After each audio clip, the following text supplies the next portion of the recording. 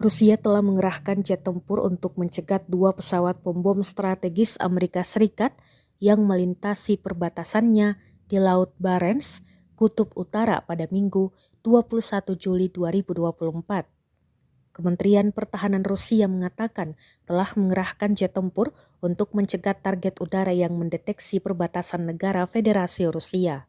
Awak pesawat tempur Rusia mengidentifikasi target udara sebagai sepasang pesawat pengebom strategis B-52H Angkatan Udara Amerika Serikat, kata kementerian tersebut. Saat jet tempur Rusia mendekat, pesawat pengebom strategis Amerika mengoreksi jalur penerbangan mereka menjauh dan kemudian berbalik menjauh dari perbatasan negara Rusia, imbuh dalam keterangan. Militer Amerika Serikat secara rutin melakukan penerbangan di atas perairan internasional.